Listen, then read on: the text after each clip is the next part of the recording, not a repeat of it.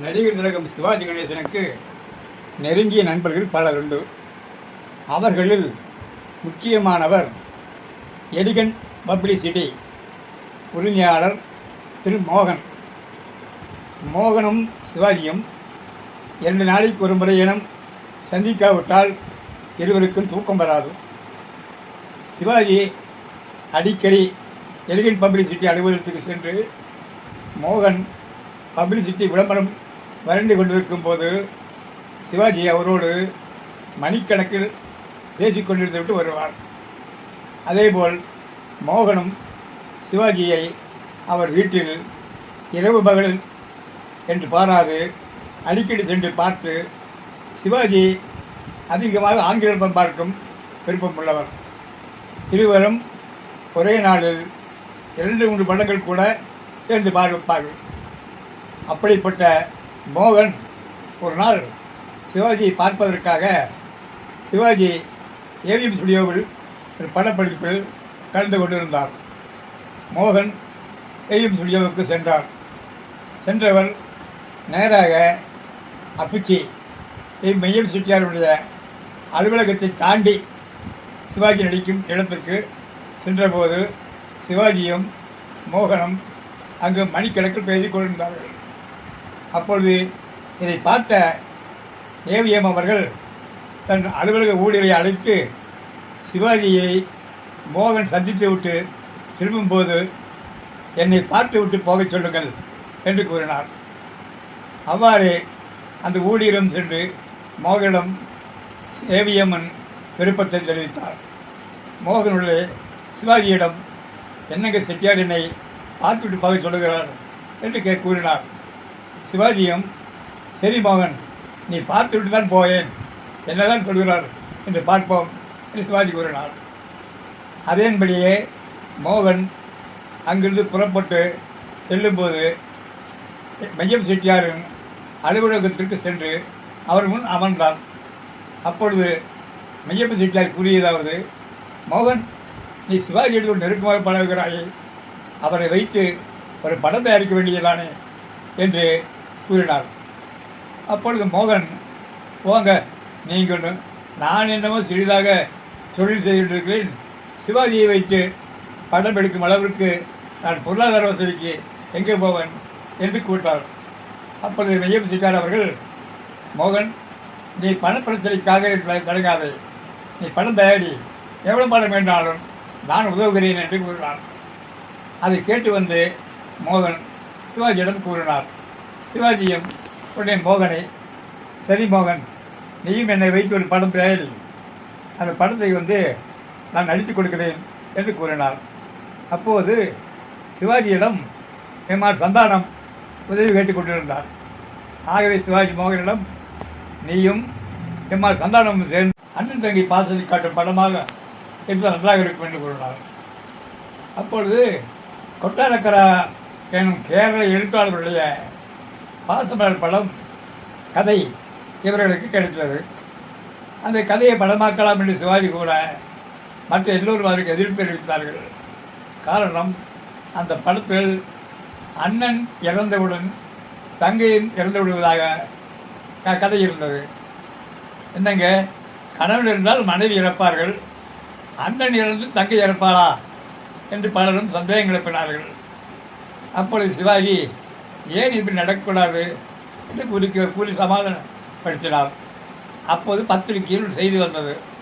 அதில் கேரளாவுடைய ஏதோ ஒரு கிராமத்தில் அண்ணன் இறந்த செய்தி கேட்டு தங்கை மாரடைப்பு ஏற்பட்டு உயிர் விட்டதாக செய்தி இருந்தது. அது சுட்டி காட்டி சிவாஜி, இப்பொழுது என்ன சொல்கிறீர்கள் என்று கேட்டார். அந்த சிவாஜியின் வேண்டுகோளுக்கு இணங்க கொட்டராக்கலன் பாசமலர் படத்தை பிரம்மாண்டமாக தயாரித்தார்கள். அந்த படம் மாபெரும் வெற்றி பெற்று பழத்தை கொட்டியதாம்.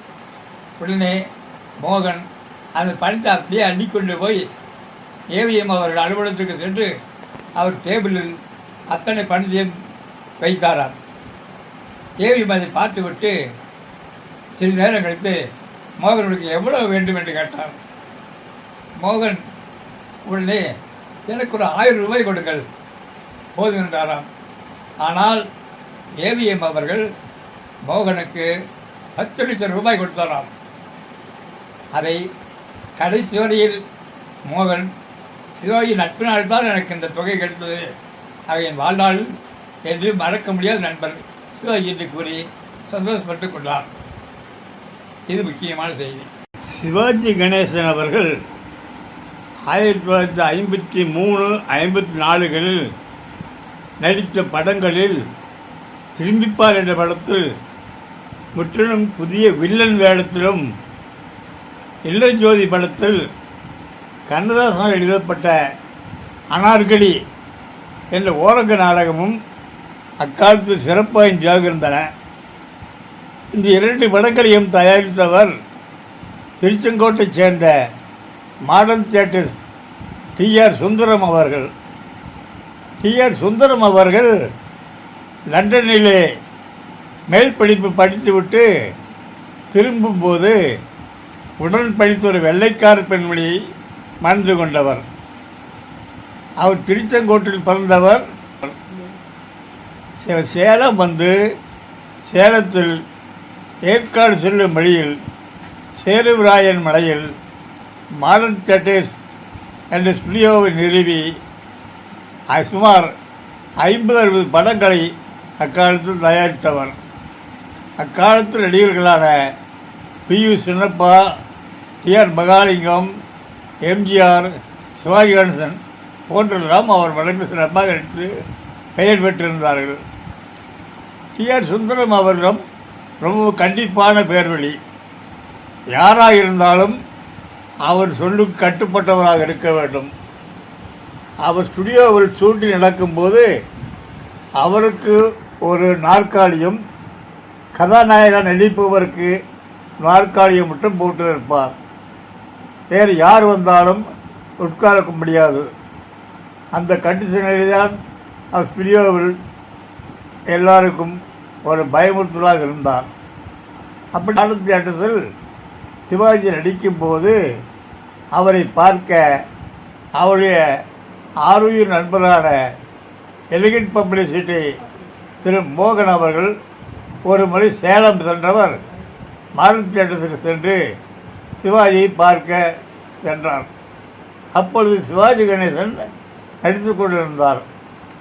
உடனடியாக அவர் என்ன பண்ணார், சிவாஜி அங்கிருந்து வந்து தன்னுடைய நாற்காலி உட்கார்ந்தவர் மோகனை பார்த்தவுடன் அருகே இருந்த டி.ஆர். சுந்தரம் இருக்க எழுந்து கொண்டு மோகனை அந்த நாற்காலி அமர வைத்துவிட்டு சிவாஜி நின்று கொண்டார். அப்பொழுது டி.ஆர். சுந்தரம் அவர்கள் தன் ஊழியரை அழைத்து இன்னொரு நாற்காலி கொண்டு வர சொன்னார். அந்த நாற்காலி வந்த பிற்பாடுதான் சிவாஜி அதில் அமர்ந்தார். இப்படி கண்டிப்பாக இருந்த டி.ஆர். சுந்தரம் அவர்கள் சிறிது காலத்தில் இறந்து விட்டார். இறந்த பிற்பாடு அவருடைய மகன் ராமசுந்தரம் ஜெய்சங்கர் நடித்த பல படங்களை தயாரித்தார். அவற்றில் வல்லவனுக்கு வல்லவன், திருவல்லவர்கள் போன்ற படங்கள் சிறப்பாக ஓடிய படங்களாகும். அத்தகைய டி.ஆர். சுந்தரம் மாடர்ன் தியேட்டர்ஸை இன்றும் அடையாளமாக ஏற்காடு செல்லும் வழியில் அதன் முன்புற தோற்றம் கொண்ட ஸ்டுடியோவை பார்க்கலாம்.